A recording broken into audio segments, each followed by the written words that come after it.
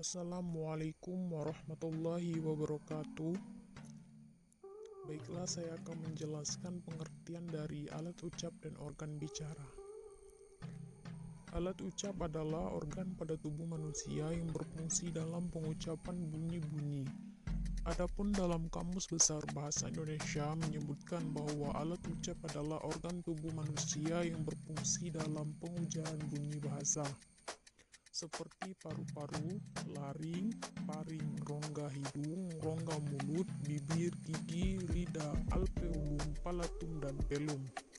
Dari uraian tersebut, penulis berpendapat bahwa yang dimaksud dengan alat ucap ialah seperangkat organ manusia yang memiliki keterlibatan dalam proses terjadinya bunyi. Adapun jenis-jenis alat ucap, Marsono menyebutkan bagi-bagian tubuh yang turut menentukan terjadinya bunyi bahasa ialah 1. Paru-paru, 2. Batang tenggorok, 3. Pangkal tenggorok, 4. Pita-pita suara, 5. Krikoid, 6. Tiroid, 7. Aritenoid, 8. Dinding rongga kerongkongan, 9. Epiglotis, 10. Akar lidah, 11. Punggung lidah, lidah belakang, pangkal lidah, 12. Tengah lidah, 13. daun lidah, 14. ujung lidah, 15. anak teka, 16. langit-langit lunak, 17. langit-langit keras, 18. gusi dalam, gusi belakang, curug gigi, lengkung kaki gigi, 19. gigi atas, 20. gigi bawah, 21. bibir atas, 22. bibir bawah, 23. mulut, 24. rongga mulut, dan yang terakhir adalah rongga hidung. Adapun fungsi cara kerja alat ucap, Heriadi mengungkapkan alat ucap itu tidak hanya mempunyai fungsi sebagai pengucapan bunyi, tetapi mempunyai dua fungsi, yaitu fungsi sekunder dan fungsi primer. Adapun Marsono menerangkan bahwa bunyi bahasa terjadi jika udara mengalami hambatan pada alat-alat bicara. Secara lengkap, Verhaar mengatakan bila kita menuturkan sesuatu, udara dipompakan dari paru-paru dan keluar dengan harus melalui suatu penyempitan tertentu sehingga udara yang keluar itu mulai bergetar. Dari sudut pandangan akustik, bunyi itu tidak lain adalah udara yang bergetar. Bila tidak ada penyempitan seperti itu, tidak ada bunyi bahasa sama sekali, dan kita hanya bernapas secara normal saja. Berikut penjelasan rinci terkait fungsi dan cara alat kerja bicara menurut Marsono. A. Paru-paru. Fungsi pokok paru-paru adalah untuk pernapasan. Arus udara pernapasan itulah yang menjadi sumber syarat mutlak terjadinya bunyi. B. Pangkal tenggorok. Pangkal tenggorok atau laring adalah rongga pada ujung pipa pernapasan. Terdiri dari 4 komponen, yaitu tulang rawan, krikoid, 2 tulang rawan aritenoid, sepasang pita suara, dan tulang rawan tiroid. Sistem otot aritenoid dapat bergerak mengatur gerakan pada sepasang pita suara yang dapat membuka lebar, membuka, menutup, dan menutup rapat. Yang C. Rongga kerongkongan.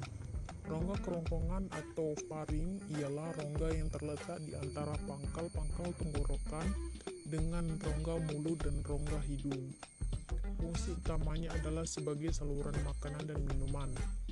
Dalam pembentukan bunyi bahasa, perannya terutama hanyalah sebagai tabung udara yang akan ikut bergetar bila pita suara bergetar. D. Langit-langit lunak. Dalam keadaan bernapas normal, maka langit-langit lunak beserta ujung anak dekat menurun hingga udara dapat keluar masuk melalui rongga hidung. E. Langit-langit keras. Langit-langit keras merupakan susunan bertulang pada bagian depan mulai langit-langit melengkung, cekung ke atas, dan bagian belakang berakhir dengan bagian terasa lunak bila diraba. E. Fungsi gusi dalam.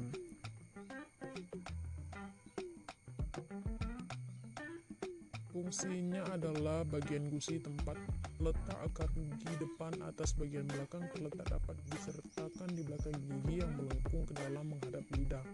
Dalam pembentukan bunyi bahasa, gusi ini sebagai artikulator pasif.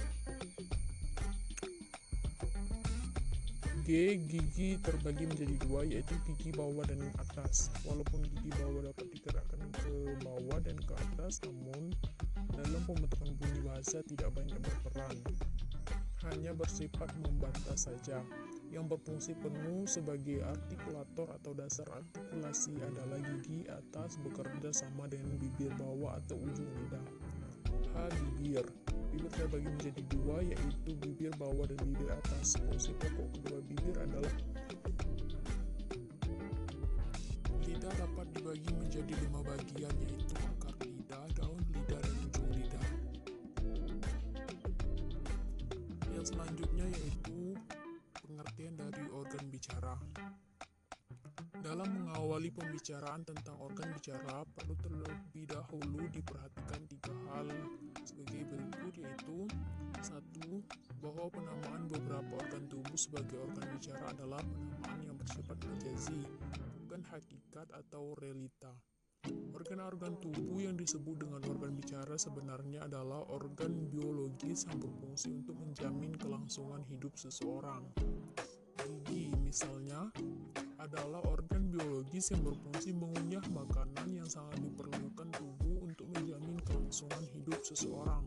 Demikian juga lainnya yang sebenarnya organ biologis yang mempunyai fungsi untuk menjamin hidup manusia. Yang kedua, fungsi kebahasaan dari organ bicara sebenarnya bukanlah fungsi utama, tetapi mungkin hanya fungsi kedua, fungsi ketiga, bahkan mungkin fungsi suplemen saja. Bernapas misalnya mempunyai tugas yang lebih vital dalam menghirup dan mengeluarkan udara demi berkelangsungan hidup manusia. Oleh karena itu, bernapas harus berlangsung terus-menerus tanpa berhenti. Di sisi lain, bernapas mempunyai fungsi yang cukup signifikan pula dalam proses bicara, di mana yang dipompokkan dari paru-paru merupakan bahan baku untuk memproses bunyi. Akan tetapi, fungsi ini tidak akan sevital fungsi yang pertama. Yang ketiga adalah tidak semua organ bicara bergerak, tetapi sebagian besar adalah statis. Organ bicara yang tidak bergerak seperti gigi, gusi, rongga hidung, dan lain-lain, sedangkan organ bicara yang bergerak seperti dua bibir, lidah, tekak, tenggorokan, kerongkongan, paru-paru, dan lain-lain.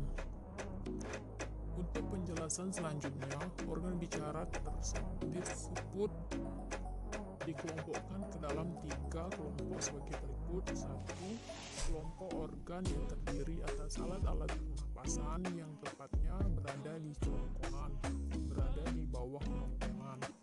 Yang kedua, kerongkongan yang terdiri dari tulang rawan, otot, persendian, dan selaput. Bagian ini merupakan bagian terpenting dari organ bicara. 3 buah rongga yang terdapat di atas kerongkongan, yaitu rongga tenggorokan, rongga hidung, dan rongga mulut. Rongga terakhir ini terdiri dari belahan mulut bagian atas, belahan mulut di bagian bawah, bibir, lidah, gigi, gusi, langit-langit kerak, dan langit-langit lunak. Dan yang terakhir yaitu anak lidah atau tekak. Baiklah, mungkin hanya itu penjelasan saya mengenai fungsi, alat ucap, dan organ bicara. Terima kasih telah mendengarkan penjelasan saya, semoga bermanfaat. Wassalamualaikum warahmatullahi wabarakatuh.